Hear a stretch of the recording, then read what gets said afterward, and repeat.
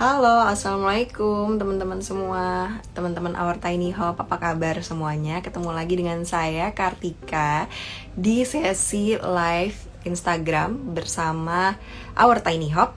Ya, teman-teman, seperti biasa di live kali ini kita akan belajar ya. Dan temanya kali ini cukup sering dipertanyakan gitu ya, apakah saya butuh inseminasi atau program bayi tabung gitu ya. Hai, halo semuanya. Apa kabar? Gimana nih tanggal 12/12 udah pada belanja apa aja? Udah pada check out apa aja nih? 12/12 banyak ya pasti ya. Jangan hilaf ya ibu-ibu sekalian. Nabung jangan lupa. Nah, teman-teman, tadi seperti yang saya bilang, selain 12/12 belanja nih ya, ramai gitu ya, kita tadi akan membahas inseminasi versus bayi tabung gitu. Tentu aja bukan saya yang akan membahas sendiri, tapi kita akan ditemani oleh dokter spesialis obgyn. Nah, kali ini spesialis obgynnya kita bekerja sama dengan Morula IVF Jakarta ya. Jadi nanti saya akan invite beliau, dokter Cindy namanya. Sesaat lagi beliau akan bergabung bersama kita. Nah, sambil nunggu dokter Cindy bergabung, teman-teman yang memang sudah punya pertanyaannya, jangan lupa ditaruh pertanyaannya nih di box yang ada tanda tanya itu, nanti bisa dijawab langsung oleh dokter Cindy-nya gitu, teman-teman. Nah, selama 2022 ini, terima kasih banget juga buat teman-teman yang udah mengikuti Our Tiny Hop, perjalanan Our Tiny Hop yang memang belum genap setahun ya teman-teman, tapi alhamdulillah sudah sebesar ini dan kita sangat antusias untuk tetap memberikan support gitu ya buat teman-teman yang memang mengalami kedukaan pasca kehilangan atau keguguran gitu ya. Jadi di Our Tiny Hop sendiri kita akan memberikan saling support gitu ya dari komunitasnya.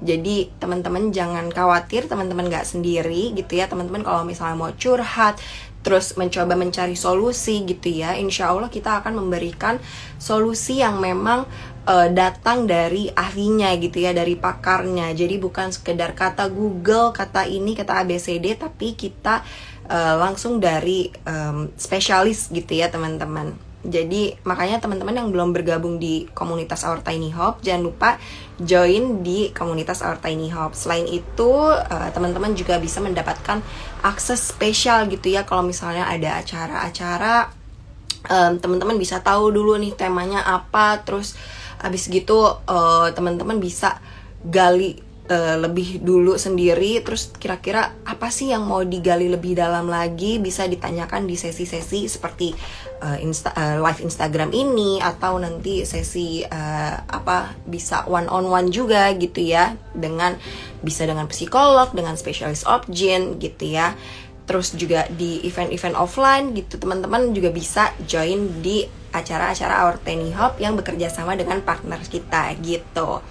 Nah teman-teman, hari ini tentu aja kita juga akan ada hadiah buat teman-teman yang memang sudah merencanakan untuk memiliki program bayi tabung gitu ya teman-teman.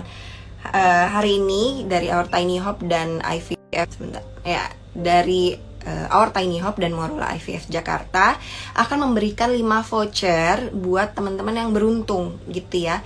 5 voucher itu apa? Ya, ini adalah basic fertility screening di mana teman-teman bisa konsul ke dokter obgyn, terus nanti bisa ada USG transvaginal dan sperma analisis senilai 1,6 juta rupiah. Caranya gampang banget, nanti teman-teman akan tinggal isi link setelah sesi live ini. Oke, langsung aja kita invite dokternya ya.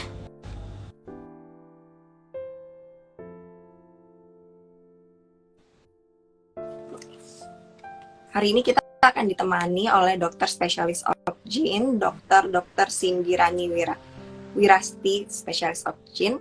Halo, dokter. Ya, ini udah bergabung nih dokternya. Say hai teman-teman, jangan lupa. Nih aku belum bisa lihat wajah dokter nih. Masih logo IVF Jakarta. Hai. Hai. Wow.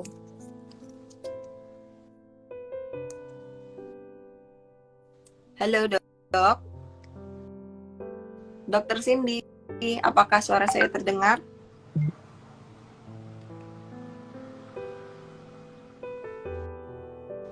Oh, oke. Kita akan invite langsung dari Instagramnya Dokter Cindy ya.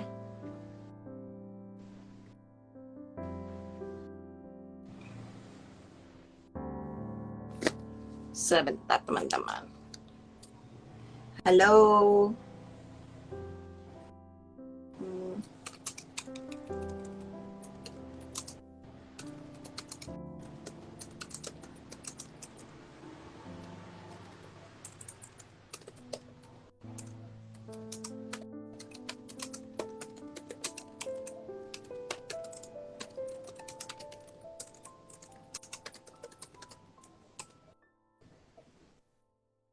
Oke, sabar ya teman-teman. Kita sebentar lagi Dokter Cindy akan bergabung bersama kami.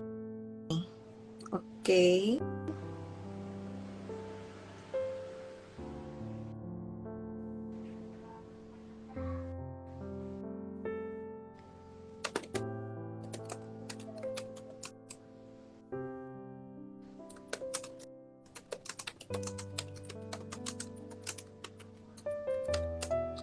Oke, buat teman-teman dari Morula IVF Jakarta, tadi kita sudah menginfokan gitu ya, bahwa hari ini akan ada voucher ya buat teman-teman sekalian yang setia nonton nih nanti. Kita akan ada voucher untuk basic fertility screening di mana teman-teman bisa konsultasi obgyn, terus ada segitu transvaginal, USG transvaginal serta sperma analisis dengan nilai 1,6 juta rupiah gitu. Kita kasih free untuk 5 orang pemenang. Jadi nanti teman-teman tinggal isi linknya aja di story-nya Our Tiny Hop. Jadi buat teman-teman yang belum follow Our Tiny Hop, jangan lupa follow Our Tiny Hop buat isi linknya nanti gitu, biar bisa dapetin vouchernya untuk BFC ini. Oke. Iya.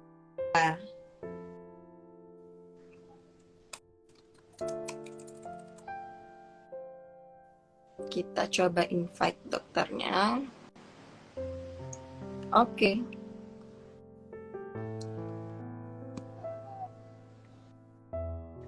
Sebentar. Dokter Cindy. Wait. Kita invite lagi. Oke. Nah, kita invite Dokter Cindy ya.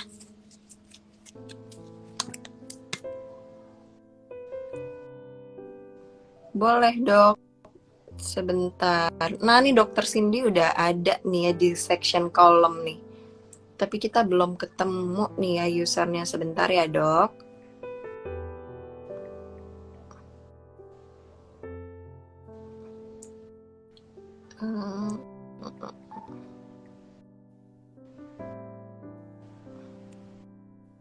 Wait.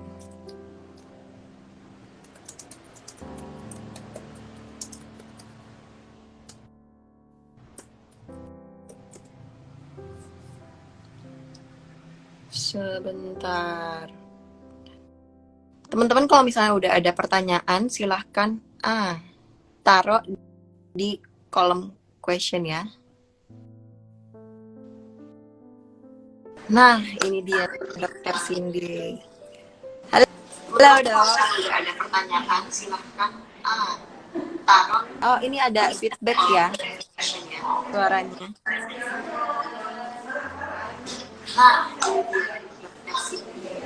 Hai Dokter Cindy. Halo. Halo dok. Ya ampun. Halo. Selamat malam. Tengah kesibukannya. Selamat malam dok. Hai. Soalnya jam praktek nih, aduh. Sorry ya. Iya nih dok. Iya. Terima kasih sekali ya dok sudah menyempatkan untuk hadir di sesi live kali ini. Iya. Semoga teman-teman kita Semoga yang join ada banyak juga nih. Iya, yang join ini udah sampai peaknya tadi di 60 nih dok, udah cukup banyak nih dok. Nah dokter Cindy, mohon izin dok, mungkin dokter boleh perkenalkan dulu buat teman-teman OTH yang mungkin belum tahu gitu ya dok. Iya. Dokter sekarang sedang sibuk apa sih dok, dan praktek di mana aja nih dok? Iya, selamat malam teman-teman dari Tiny Hope ya, Indonesia ya. Jadi kita senang sekali kita ngobrol di sini pada malam hari ini. Saya berusaha menjawab dan berdiskusi dengan teman-teman semua apa yang menjadi keluh kesah. Nah, saya sendiri adalah dokter obstetri ginekologi dan juga konsultan fertilitas endokrin reproduksi yang saya prakteknya di Morula IVF Jakarta. Jadi ya kesibukan saya ya tiap hari ya namanya dokter ya pasti praktek selain urus rumah tangga. Oke, terima kasih dok. Nah dok, hari ini kan kita akan membahas mengenai inseminasi dan bayi tabung ya dok. Ini yang sering kali teman-teman pertanyakan gitu dok. Nah untuk OTH sendiri saya izin memperkenalkan ya dok. Perkenalkan dok, saya Kartika dari Our Tiny Hope. Jadi Our Tiny Hope sendiri merupakan komunitas untuk teman-teman yang mengalami keguguran gitu ya dok. Jadi kita membantu memberikan support gitu ya buat teman-teman baik secara mental dan edukasi buat teman-teman sekalian. Oke. Dok, bicara mengenai inseminasi dan IVF gitu ya dok, boleh dijelaskan nggak dok untuk kepada sahabat-sahabat OTH dan teman-teman Morula IVF Jakarta di sini sebenarnya apa yang dimaksud dengan inseminasi dan juga bayi tabung sendiri dok? Perbedaannya itu di mana sih dok? Nah kalau nomor satu dulu, jadi kalau kita membahas mengenai infertilitas atau pindah sana ya, ayo pindahin. Bu, mengenai infertilitas, sebentar, dipindahin aja dulu langsung bisa nyalain dulu komputer itu. Oh ya, ini kita pindah. Halo, jadi kalau kita menjelaskan tentang infertilitas, kita harus tahu dulu penyebabnya. Nah kalau kita bicara penyebabnya, ini apa nih? Ayo belajar aja.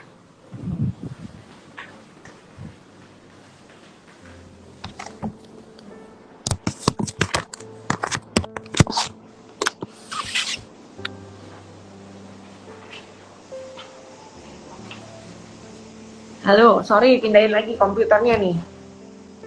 Sorry. Kedengeran jelas ya? Nah, kita balik lagi. Infertilitas, kita harus tahu dulu penyebabnya. Intinya, selama ini kan yang menjadi kendala adalah kita nggak jelas dengan penyebabnya. Nah, kalau kita udah tahu penyebabnya dengan pasti, kita harus memutuskan dulu apakah saluran tubanya ibu istri ya, tubanya seorang istri itu bagus atau enggak. Sebab kalau tubanya masih bagus, masih memungkinkan untuk dilakukan inseminasi. Kemudian kalau jumlah spermanya masih lumayan bagus, masih memungkinkan dilakukan inseminasi. Tapi kadangkala kalau tubanya udah rusak ataupun buntu, sedangkan dan jumlah spermanya ada tapi sangat sedikit, itu kan udah nggak bisa diinseminasi lagi. Jadi di situ kita harus objektif membedakan kapan kasus yang masih bisa dilakukan inseminasi, kapan kasus yang harus dilakukan bayi tabung. Gitu sih. Artinya kita tahu dulu masih boleh nggak. Banyak pasien sebetulnya cukup dilakukan inseminasi, malah melakukan bayi tabung. Ada lagi pasien yang sebetulnya tidak bisa lagi dilakukan, tapi melakukan lab tersebar. Oke, jadi dicek dulu ya dok, apakah memang untuk saluran tubanya sendiri itu bagus sehingga bisa masih dilakukan inseminasi, ataukah memang kondisinya sudah tidak memungkinkan untuk dilakukan inseminasi, seperti itu ya dok ya. Jadi bisa dibilang sebenarnya kalau untuk bayi tabung sendiri itu seperti proses lanjutan gitu ya dok ya. Jadi pertamanya untuk inseminasi dulu apakah masih memungkinkan, jika tidak baru ke program bayi tabung, seperti itu dok? Ya, jadi gini, ketahui dulu inseminasi Hmm.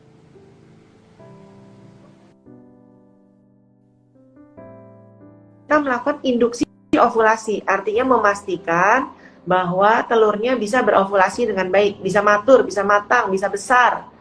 Kadang-kadang pada kasus polikistik, pada kasus anovulasi lainnya, nah indung telur itu untuk mencapai ukuran yang optimal itu nggak susah dicapai.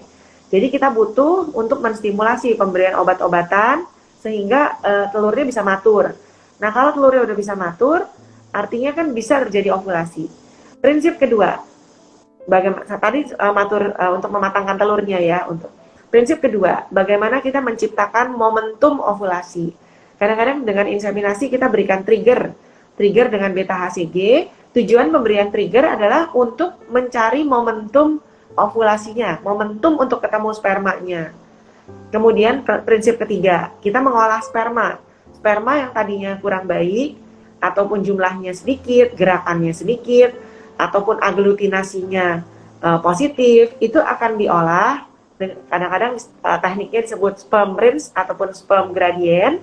Nah, sedemikian rupa spermanya jadi lebih bagus, sehingga dimasukkan ke tubuh ibu, otomatis gerakannya lebih baik, jumlahnya yang masuk tuh yang lebih bagus-bagus kualitasnya. Kemudian prinsip keempat, sperma itu dimasukkan, kan diinsersikan kateter, sehingga kita menghantar si sperma yang secara natural ejakulasi hanya di vagina, kita hantarkan sampai ke rongga rahim, terutama di daerah fundus, jadi lebih dekat, sehingga gerakannya tentu berenangnya lebih dekat. Kemudian prinsip kelima adalah kita memberikan progesteron support atau penguat kandungan. Nah dengan demikian, kalau kita udah melakukan inseminasi, ditambah lagi dengan program pemberian progesteron support, harusnya secara garis besar kita sudah menjaga semua titik-titik kegagalan kehamilannya. Nah, bedanya tadi dengan dilakukan bayi tabung. Prinsipnya sama, sampai dilakukan stimulasi ovarium. Bedanya, telurnya itu diambil, ditemukan sama spermanya di luar tubuh. Kalau yang tadi kan natural, sperma ditaruh di dalam. Nah, yang membedakannya itu, sehingga kalau udah di bayi tabung sudah jadi embrio, tentu langkahnya udah lebih maju, Bu. Karena kalau tadi cuma masukin sperma, ini akan dimasukinnya dalam bentuk memasukkan embrio. Benar. Jadi memang kalau misalnya IVF itu diprosesnya di luar ya dok ya. Kalau inseminasi tadi itu seperti natural gitu ya dok ya. Ya. Nah, ya bukan proses tetap di dalam tubuh, cuma beberapa faktor dikendalikan. Nah, dok, apa tadi kan perbedaannya ya dok, dan metodenya juga sebenarnya tadi udah sempat disinggung gitu ya dok, bagaimana prosedurnya masing-masing dari inseminasi dan bayi tabung itu sendiri. Kapan sih dok pasangan bisa mencoba kedua metode tersebut dok? Misalnya kapan kriterianya kita bisa inseminasi dan kapan bisa bayi tabung, seperti itu dok? Nomor satu, dari usia. Nomor satu, kita bisa lakukan inseminasi kalau tuba kita paten. Tuba salah satu aja masih bisa dilakukan inseminasi. Tapi kalau dua-duanya udah nggak ada, non paten, mau nggak mau kita harus dilakukan reparasi. Reparasi tuba itu juga ada tempatnya loh Bu, jangan bukan nggak bisa. Kemudian kita lakukan bayi tabung. Oke. Kalau dok, itu nggak ada tubanya, gimana mau ketemu telur? Betul. Harus di bayi tabung. Nah dok, kalau gitu, kalau untuk dari usia pernikahan gitu ya dok ya, apakah ada kriteria tertentu gitu dok, di usia pernikahan berapa baru boleh melakukan inseminasi atau bayi tabung gitu dok? Apakah harus menunggu sekian tahun dulu atau bagaimana dok? Nggak ada kriteria itu Bu. Jadi nggak ada ya dok ya? 1 tahun kawin dengan hubungan yang relatif teratur, artinya seminggu sekali 2 kali, tanpa alat KB apapun, kita udah masukkan diagnosa infertilitas. Nah kemudian kalau diagnosa infertilitas, tentu workout kita harus mulai dilaksanakan. Apakah artinya kita mesti mencari tahu penyebab daripada infertilitasnya ya, apakah faktor suami, apakah faktor istri. Nah, faktor istri diuraikan lagi, apakah faktor anatominya yang buruk. Anatomi kan artinya rahimnya yang rusak. Kemudian apakah faktor salurannya, apakah faktor hormonnya. Hormon itu sering banyak loh Bu, tiroid, faktor tiroid, betul. laktin itu sering kecolok diperiksa. Kemudian bagaimana ovulasi atau masa subur. Kadang-kadang pada saat masa subur telurnya nggak bisa gede. Kemudian faktor kekentalan darah. Jadi ada banyak. Kemudian sering dilupakan juga rongga rahimnya. Rongga rahim sering harus dilihat, perhatikan endometriumnya. Apakah dia ada polipnya, apakah ada infeksi atau perlekatan. Jadi banyak Bu yang harus diperiksa. Banyak banget faktornya ya Dok. Ya. Tapi ini Dok, ada pertanyaan nih Dok. Kalau misalnya gitu ya, tadi kan kita melihat usia pernikahan at least 1 tahun gitu ya Dok ya. Dengan kegiatan pasangan suami istri yang rutin gitu kan. Tapi boleh nggak sih Dok kalau untuk pasangan yang baru menikah gitu ya, misalnya jangkanya belum setahun gitu, tapi sudah memutuskan untuk melakukan inseminasi biar cepet gitu Dok. Pengennya kan pengen cepet-cepet gitu ya Dok ya. Udah deh kita langsung inseminasi aja gitu ya biar langsung dapat anak, seperti itu Dok. Apakah itu diperbolehkan Dok? Kita tuh justru tugasnya sebagai dokter fertilitas adalah mengkonseling untuk pasien mana yang logis untuk dilakukan, mana yang tidak logis untuk dilakukan. Jadi kadang segala sesuatu yang tidak semestinya dilakukan ya harusnya tidak dilakukan. Kalau pada saatnya perlu, ya akan kita lakukan. Nggak perlu, harus dilakukan. Kalau untuk tingkat keberhasilannya nih Dok, antara inseminasi dan IVF Dok, kira-kira berapa persen Dok? Manakah yang potensialnya tuh lebih besar Dok, antara inseminasi dan IVF sendiri? Sebenarnya nggak bisa dibandingkan head to head angka keberhasilannya. Jumlah kasusnya beda, dan populasi yang akan dilakukan insem dan bayi tabung juga, ya kan? Nggak bisa. Jadi inseminasi bayi tabung itu kadang-kadang dilakukan pada pasien-pasien gagal inseminasi. Nah, inseminasi perlu diketahui kalau seorang pasangan ya sudah melakukan inseminasi 1 kali gagal, ya jangan dibilang gagal dulu, sebab perlu dilakukan repetisi.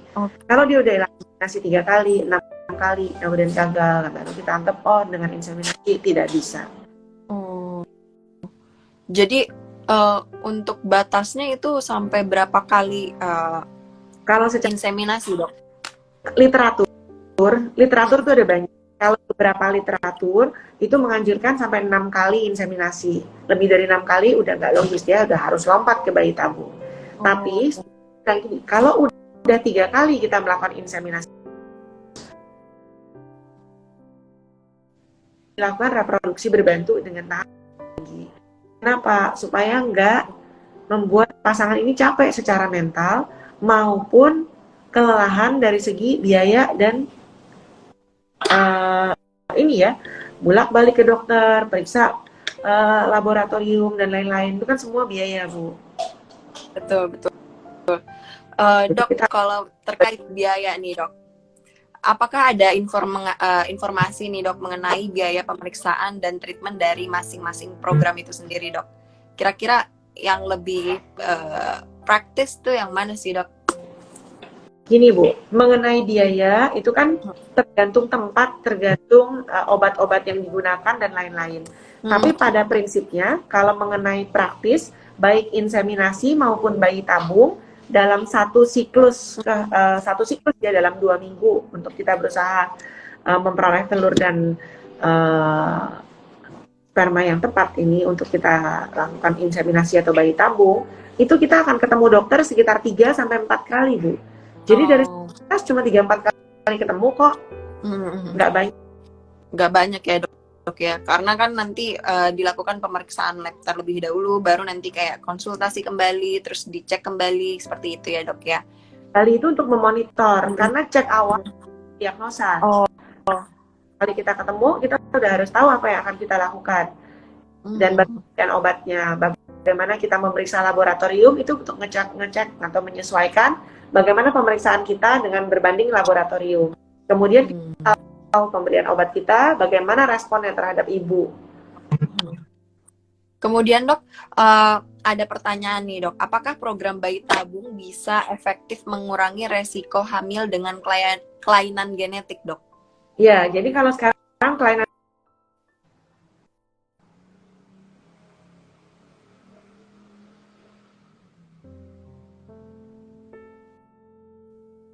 Halo dok, dok mohon izin suaranya hilang. Ada telepon masuk soalnya pakai HP. Baik.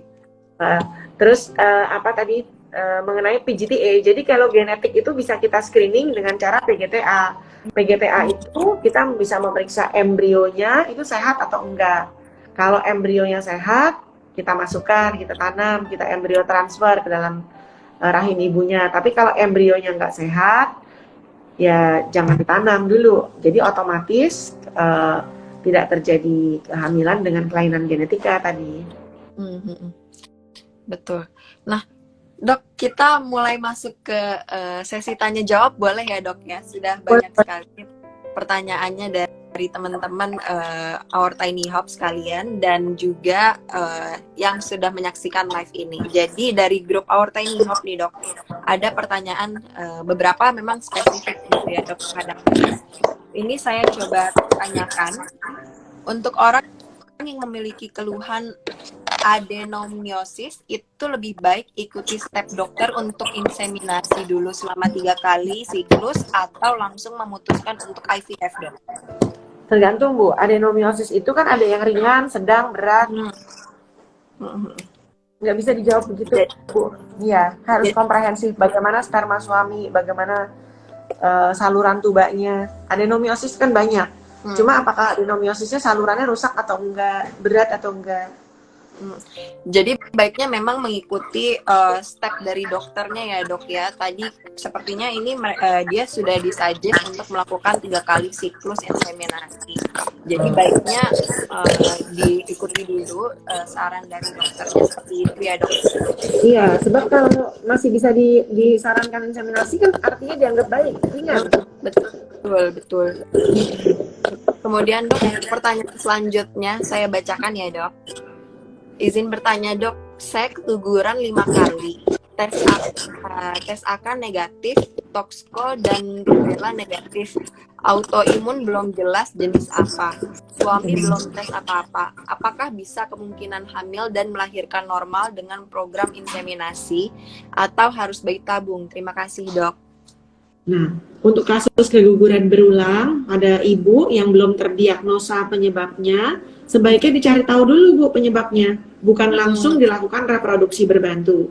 Jadi kita perlu cari tahu apakah ini ada faktor kekentalan darah, atau faktor autoimun, atau bagaimana anatomisnya. Kadang-kadang memang anatomisnya rahim perlu dioperasi dulu. Kemudian bagaimana fragmentasi DNA sperma, bagaimana materi genetik yang dibawa oleh sperma itu. Sehingga dari situ kita bisa menyimpulkan apakah masih bisa diinseminasi ataukah perlu dibayi tabung. Tadi memang ada satu faktor yang belum dia ketahui begitu ya dok. Tadi ada autoimun yang memang belum jelas jenis apa, itu perlu berarti perlu digali lebih jauh lagi ya dok untuk autoimun. Autoimun sama materi genetik sperma kan masih bisa digali. Sebenarnya yang sangat disayangkan adalah 5 kali keguguran tapi tidak pernah memeriksakan product of conception-nya. Sebab kalau misalnya keguguran dan kita bisa sempat memeriksa apakah janinnya kemarin itu ada kelainan atau enggak, itu kita bisa tahu secara lebih pasti apa yang terjadi dengan kondisi ibu ini gitu ya. Apakah anaknya yang nggak sehat gitu kan. Baik, terima kasih sekali dokter untuk jawabannya. Kemudian dok, ini ada pertanyaan lagi. Pada saat pemberian suntikan pembesar telur menunjukkan adanya rubella dan CMV, tapi tindakan itu tetap dilaksanakan. Akhirnya embrio saya di freezing dulu. Dan setelah tindakan FET pertama ini saya gagal. Apakah adanya rubella dan CMV saya mempengaruhi kualitas embrio, dok? Sebaiknya dilakukan PGTA dulu, Bu. Jadi Ibu tahu kondisi kondisi embrionya seperti apa. Oke. Iya. Pijit dulu ya. Supaya lebih Oke. pasti. Baik, Dok. Kemudian Dok, ada pertanyaan selanjutnya. Dengan riwayat keguguran, apa yang jadi pertimbangan untuk melakukan inseminasi atau IVF program hamilnya, Dok? Riwayat keguguran berulang. Mm-mm. Nomor satu, cari tahu dulu penyebabnya, Bu. Kalau kita lakukan reproduksi berbantu kan karena tujuannya tadi, kalau memang DNA fragmentasinya jelek, sehingga kita bisa memilih sperma yang lebih baik, kemudian kita bisa melakukan PGTA, jadi bisa tahu embrionya itu sehat atau enggak. Tapi kalau dari segi keguguran berulangnya sendiri, ya harus cari tahu dulu penyebabnya apa. Betul-betul. Jadi memang secara keseluruhan gitu ya, Dok, seperti apa yang kita ketahui semua, jadi memang kita harus benar-benar tahu dulu nih ya, Dok, ya, penyebabnya untuk memberikan solusi yang tepat gitu ya, Dok, ya. Iya, Treatment betul. apa sih yang paling tepat buat teman-teman sekalian? Betul. Jadi bukan semata-mata reproduksi berbantu terus gitu. Iya, Time out. betul. Jadi Apa ibu enggak. spesifik penyebabnya tuh harus diketahui dulu seperti itu ya, Dok, ya. Iya. Nah, kemudian Dok, ini ada pasien dengan riwayat PCOS dan hyperagregasi trombosit autoimun negatif. Kemarin cek AMH normal, tapi kalau PCOS biasanya tinggi. Terus saya disaranin insem atau bayi tabung kalau nggak berhasil hamil alami. Hamil yang pertama lahiran prematur, hamil kedua janin tidak berkembang di kuret, hamil ketiga biochemical pregnancy, hamil keempat biochemical pregnancy. Lebih baik inseminasi atau langsung bayi tabung, Dok? Kalau lihat ada riwayat keguguran ini ya, Bu, biochemical pregnancy kita anggap belum ini ya, Bu, belum terbukti kantong kehamilannya. Kemudian dengan prematur dan itu. Saya rasa ibu akan sangat mendapatkan manfaat dari PGTA tadi karena kita bisa tahu kondisi embrionya. Terus kedua, coba cari tahu mengenai faktor kekentalan darah dan autoimunnya ibu. Jangan sampai kita kecolongannya di situ. Karena harusnya bukan problem anatomi lagi yang ibu dapati ya. Lebih ke arah autoimun, kekentalan darah, genetikanya seperti apa. Saya catat di sini, Dok, untuk teman-teman OTH sekalian nanti di grup diskusi. Terima kasih sekali, Dokter. Nah, Dok, masih banyak nih pertanyaannya, mohon bersabar ya, Dok, ya. Semoga Dokter untuk menjawab semuanya. Izin, Dok, saya mau nitip pertanyaan. Pengalaman saya IVF pertama tahun kemarin gagal karena BO atau belated ovum dan masih memiliki cadangan embrio. Jika saya ingin program lagi, lebih baik pakai cadangan embrio yang ada atau mengulang dari awal ovu lagi. Terus lebih bagus mana antara fresh embrio dan frozen embrio? Ambil yang tadi dong. Ambil yang udah ada dong, Bu, tinggal ditanam lagi. Oh, yang baru aja ya. Sorry, yang udah ada dong. Ya, Dok, ya. Iya, nggak apa-apa saya. Jadi tidak perlu ovu lagi ya, Dok, ya? Nggak perlu dong, Bu, kan masih ada cadangan embrio. Oke, baik. Jelas sekali. Jadi nggak perlu mengulang lagi ya, teman-teman. Teman-teman bisa pakai cadangan embrio yang memang masih ada gitu. Nah, pertanyaan selanjutnya, Dok. Apakah pengguna pereda nyeri saat stimulasi sel telur ketika hendak inseminasi atau IVF akan mempengaruhi kualitas sel telur itu sendiri, Dok? Gimana, Bu? Penggunaan pereda nyeri saat stimulasi sel telur ketika hendak no problem ya, Dok, ya. Jadi teman-teman masih bisa pakai pereda nyeri kalau misalnya dirasa memang terlalu sakit gitu ya, selama itu masih diizinkan sama obgynnya, silahkan saja seperti itu. Betul ya, Dok, ya? Iya. Oke, ini masih banyak pertanyaan, Dok, dari sesi Tinggal live. seperempat jam. Iya, tinggal seberapa jam yuk kita Iya, efektifin yuk. kita libas habis semua ya dok. Nah Iya. sebelumnya teman-teman aku mau mengingatkan buat teman-teman hari ini kita ada hadiah buat teman-teman yang memang mau melakukan basic fertility screening gitu ya. Untuk 5 orang pemenang bisa konsultasi dengan dokter Objin, kemudian USG transvaginal serta sperma analisis senilai 1,6 juta. Nanti teman-teman langsung aja isi linknya nih yang ada di pin dan juga ada di grup OTH ya. Oke, pertanyaan selanjutnya dok. Jika suami retrograde ejaculation dan tetrazospermia 98% abnormal, baiknya IVF atau INSEM dok? Ya kalau masih bisa dapat sperma bagus, meskipun dia terato 2%, jumlah spermanya berapa? Kalau jumlah spermanya banyak kan masih nggak problem. Untuk INSEM masih boleh. Siap. Oke. Pertanyaan selanjutnya dari Rich Store.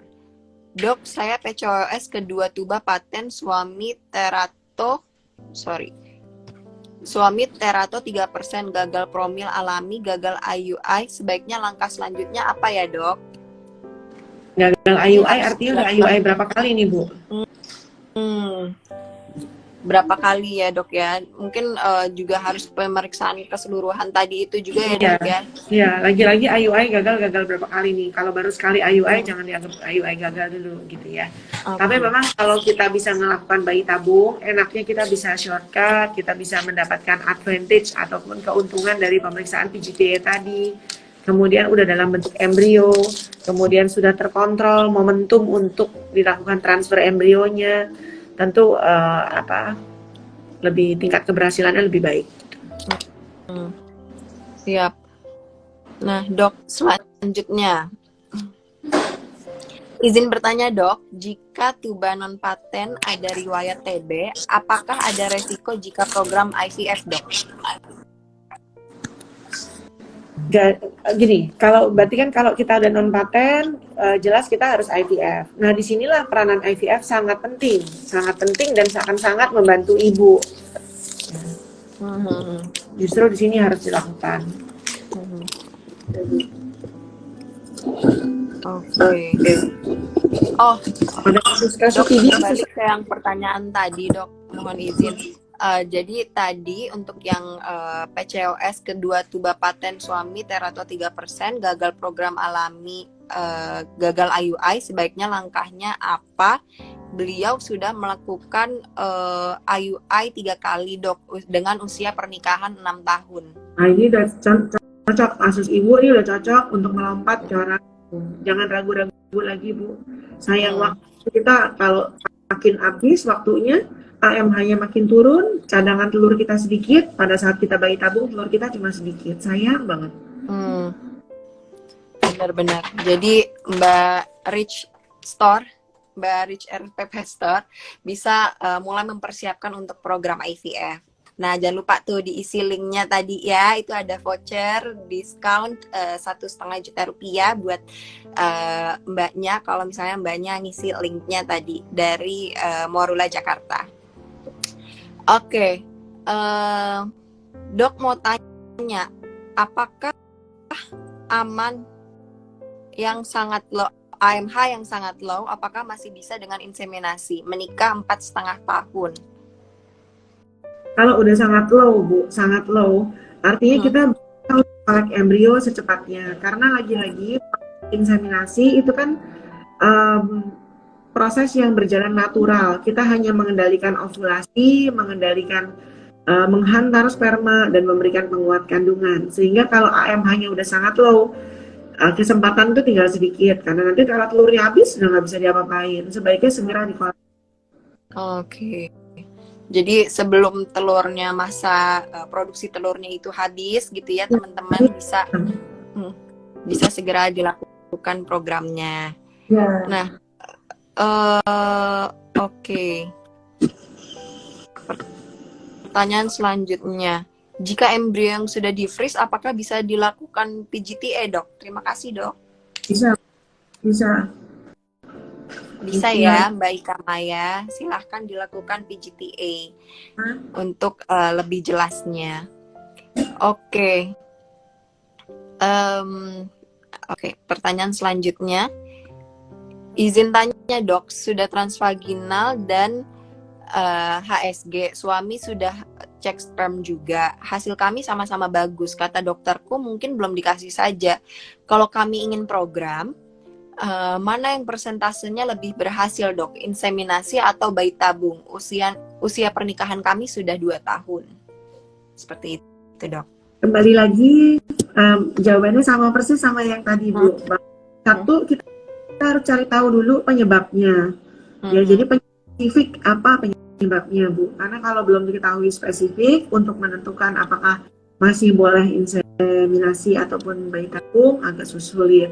Nah, kemudian pernikahan 2 tahun jelas harus sebaiknya dilakukan reproduksi berbantu. Ya, entah bayi tabung. Nah, tapi kalau Ibu tanya mana yang lebih pasti, tentu yang jawabannya lebih pasti karena bayi tabung. Sebab bayi tabung kita udah punya embrio yang tinggal ditransfer. Betul. Jadi kita baru memasukkan sperma ke dalam. Jadi memang sudah diproses gitu ya dok di luar gitu. Kalau untuk IVF sendiri. Nah, teman-teman, oke, masih ada pertanyaannya. Menarik nih. Dok, tadi pagi saya inseminasi. Berhubungan intim gimana dok sebaiknya? Ini perut terasa kram jam 4 sore. Iya, jam 4 sore apa? Jam 4 sore apa nih Mbak? Ya, boleh. Mungkin gini, kalau perut terasa kram pasca inseminasi itu terjadi sedikit, Ibu boleh laporkan ke dokter yang melakukan inseminasi Ibu tadi pagi. Kemudian mengenai hubungan seksual, saya rasa nggak usah dulu Bu, sampai kita ketahuan apakah sudah berhasil hamil atau tidak. Meskipun hubungan seksual bukan menjadi kontraindikasi pasca inseminasi. Jadi sebaiknya bersabar dulu ya Mbak Desi. Mbak Desi ya Bu. Bisa bersabar dulu Mbak Desi setelah inseminasi, meskipun berhubungan intim bukan merupakan kontraindikasi dari inseminasi, tapi sebaiknya gitu ya dok, mungkin untuk tidak melakukan berhubungan intim dulu. Oke, pertanyaan selanjutnya nih dok. Wow, masih banyak nih dok.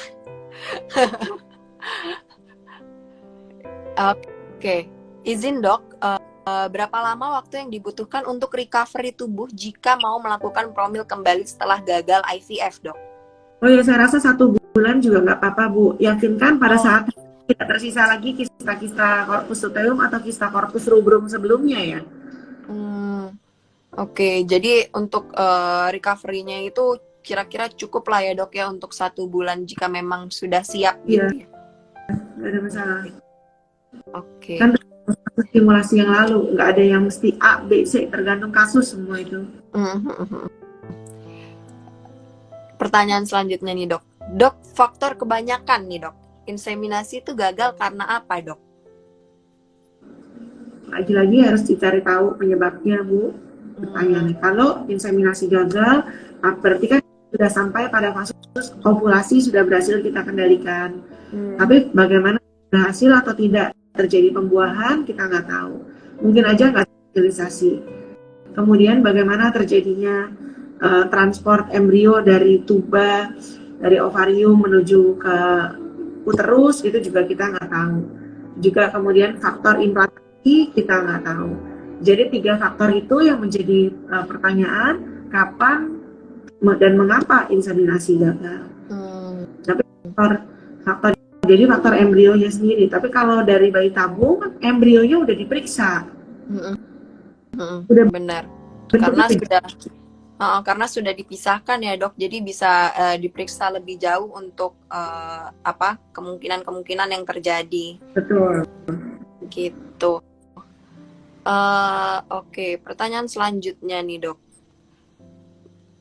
Nih. Ini nggak tahu bisa apa enggak ya, dok, ada tips nggak agar sel telur bisa berbuah di ovarium kanan? Karena hanya tuba kanan nih dok yang paten dok. Wah, nggak bisa diatur-atur Bu. Yang penting kalau kita punya tuba kiri kanan. Oh iya, secara teori kalau tuba kanan paten, asal nggak ada perlekatan, tetap bisa ngambil telur dari sebelah kiri. Oh Meskipun gitu. probabilitas, meskipun Oh. jadi secara teori Ibu, meskipun tentu probabilitas yang kanan yang ngambil telur kanan karena kan lebih dekat. Karena gerakan tuba itu kan menyapu dan menghisap. Jadi pada saat ovulasi mungkin aja terjadi, meskipun probabilitasnya lebih kecil. Hmm. Sering itu Tapi pasti eh, kanan yang apakah apakah nanti daya daya tahan janinnya tuh akan lebih fragile dok kalau misalnya dia di tumbuh di kiri? hubungannya kan tadi ibu nanya ovarium kanan atau kiri bisa dengan kiri nggak? Iya, nggak ada daya tahan ininya kan perkembangan. Oh, oke. Siap. Kan perkembangan embrio lagi kan ya. Iya. Pertanyaan selanjutnya nih dok Ya, dari soalnya sorry ini udah mau jam 8. iya siap dok. Terima kasih banyak nih dok. Sedikit lagi nih dok, mungkin ada beberapa pertanyaan yang masih bisa kita masukkan gitu dok. Terato dari Soit Marhin, Terato 1% kira-kira peluang inseminasi atau bayi tabung gimana dok? Kalau inseminasi, kalau syaratannya dia sebaiknya terato di atas 2% Bu. Kalau dia 1%, baiknya ke bayi tabung. Oh oke. Jadi baiknya di atas 2% ya dok ya. Kalau 1% baiknya langsung ke bayi tabung aja, Mas Soit Marhen. Oke, seperti itu. Sepertinya untuk pertanyaannya yang bisa dijawab saat ini masih banyak banget sih pertanyaannya. Tadi saya lihat juga di kolom-kolom chat nih banyak banget nih dok pertanyaannya. Tapi mungkin kita bisa setup lagi ya teman-teman di lain waktu untuk sesi live kali ini. Mungkin dok bisa kasih nih dok saran buat teman-teman Our Tiny Hope serta teman-teman komunitas Morula IVF Jakarta dan Morula IVF kota lainnya dok untuk menentukan program inseminasi dan bayi tabung ini, kiat-kiatnya apa saja dok? Silakan dok. Ya, terima kasih Bu. Jadi para teman-teman di Our Tiny Hope dan juga teman-teman di Morula Indonesia nggak usah kecil hati karena tentu setiap dokter akan memberikan ibu nasihat yang terbaik buat ibu. Jadi pasti kita udah mikirin apa yang menjadi kebutuhan ibu. Itu aja. Kemudian ibu dan bapak ya tetap ikhtiar, tetap objektif untuk melakukan program kehamilan. Yang paling penting adalah kita selalu berada pada artinya tracknya yang tepat. Jangan sampai kita ada lagi program baik-baik tiba-tiba malah lari ke jalur-jalur alternatif atau malah muter-muter di tempat yang sama. Karena semua dokter pasti udah memikirkan protokol-protokol pemeriksaan yang harus dilakukan dan tepat untuk masing-masing pasangan. Baik. Kalau untuk mau ketemu dokter Cindy nih dok, jadwalnya kapan aja nih dokter Cindy? Oh, saya kerja di Morula Senin sampai Jumat tuh Bu. Oh, full nih Senin sampai Jumat teman-teman. Jadi kalau misalnya ada yang mau konsultasi sama dokter Cindy, silakan datang ke Morula IVF Jakarta Senin sampai Jumat. Pagi. Ya, pagi. Nah tuh enak tuh pagi-pagi biasanya belum rame banget ya dok ya.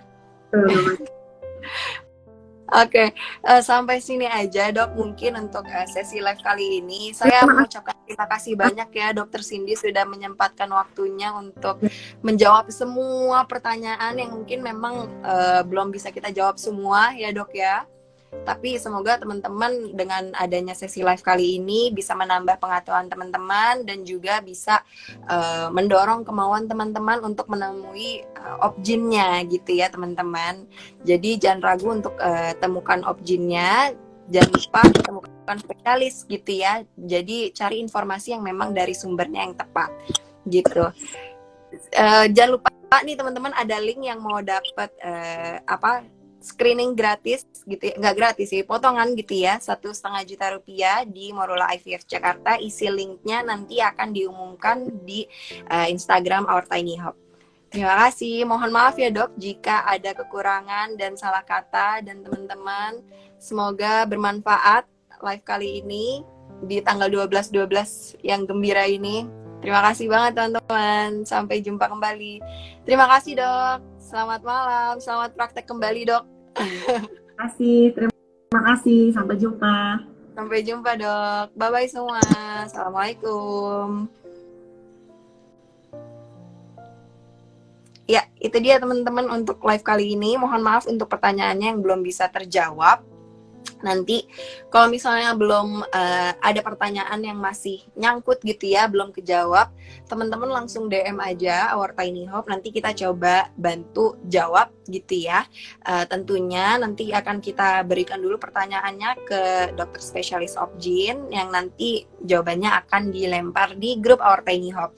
Jadi teman-teman yang belum join di grup Our Tiny Hope, jangan lupa join di grup Our Tiny Hope, karena dari situ teman-teman bisa dapat banyak informasi dan support dari teman-teman yang mengalami sama-sama mengalami keguguran dan merupakan pejuang Rainbow Baby.